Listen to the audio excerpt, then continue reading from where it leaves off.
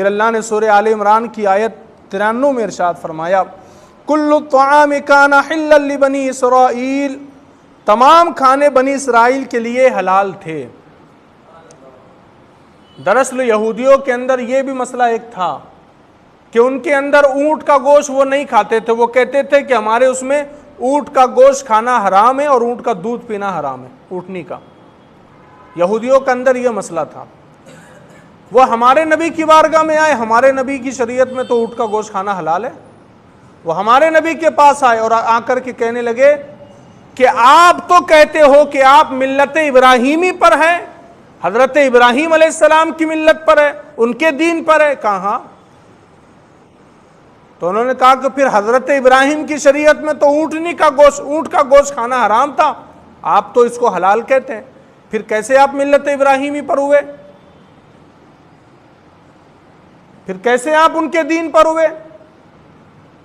تو اللہ نے کیا فرمایا آگے دیکھیے، إِلَّا مَا حَرَّمَ إِسْرَائِيلُ عَلَى نَفْسِهِ مِن قَبْلِ أَن تُنَزَّلَ التَّوْرَاةُ، ان کھانوں کے جو یعقوب نے تورات نازل کیے جانے سے پہلے اپنے اوپر حرام کر لیے تھے،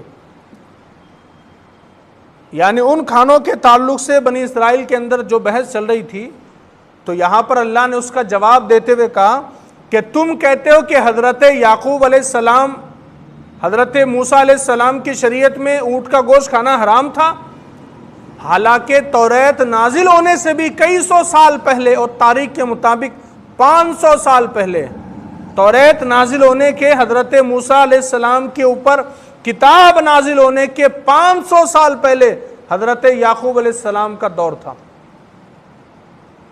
تو حضرت یعقوب علیہ السلام کی شریعت میں بھی اونٹ کا گوشت کھانا حرام نہیں تھا، لیکن چونکہ ان کی طبیعت تھی، شاید ان کو پسند نہ آتا ہو، جو بھی معاملہ ہو، حضرت یعقوب نے اپنے اوپر اونٹ کا گوشت جو ہے تو حرام کر دیا تھا، یعنی کہ قسم کھا لی تھی کہ میں اونٹ کا گوشت نہیں کھاؤں گا۔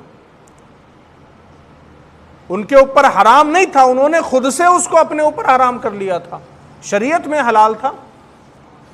تو اب انہوں نے اسی مسئلے کو پکڑ لیا یہودیوں نے کہ وہ تو ان کی شریعت میں اونٹ کا گوشت حرام تھا، تمہاری شریعت میں حلال ہے۔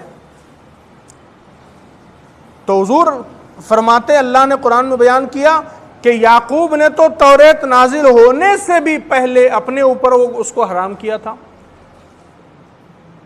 یعنی کہ یہ شریعت میں نہیں تھا حضرت موسیٰ کی، ان سے 500 سال پہلے طبعی طور پر حضرت یعقوب نے اپنے اوپر گوشت کو حرام کیا تھا اٹھ کے۔ تو اللہ نے کیا فرمایا؟ فرماتے قُلْ فَأْتُوا بِالتَّوْرَاةِ فَاتْلُوهَا إِن كُنتُمْ صَادِقِينَ، تم فرماؤ تو توریت لاؤ اور اسے پڑھو اگر تم سچے ہو۔ اللہ نے بیان کیا کہ حضرت یعقوب علیہ السلام نے اپنے اوپر گوشت کو حرام کیا تھا، ان کی شریعت میں حرام نہیں تھا، اور اگر پھر بھی تم کہتے ہو کہ حضرت ابراہیم کی شریعت میں اونٹ کا گوشت حرام تھا، تو پھر بات تو ہوگی کلام سے۔ تو اللہ نے فرمایا اگر تم سچے ہو تو توریت لے کر کے آؤ اور بتاؤ توریت میں کہاں لکھا ہے کہ اونٹ کا گوشت حرام ہے۔ تو یہودی سمجھ گئے کہ یہ ہم تو بتا نہیں سکتے چونکہ ہے نہیں اس میں کہیں، تو پھر وہ چلے گئے۔ تو چونکہ حضرت یعقوب نے اپنی طبیعت کے مطابق، ان کو پسند نہ ہو جو بھی معاملہ ہو، انہوں نے اپنے اوپر اونٹ کا گوشت حرام کر دیا تھا، خود کے اوپر، امت پر نہیں، قوم پر نہیں، خود کے اوپر۔ ہر انسان کی ایک طبیعت ہوتی ہے، تو اسی چیز کو یہودیوں نے پکڑ لیا اور وہ نسل در نسل چلا آ رہا ہے، جبکہ ہماری شریعت میں بھی اونٹ کا گوشت حلال ہے اور اس کا دودھ بھی حلال ہے۔ تو اس کا ذکر یہاں پر اللہ نے کیا۔ پھر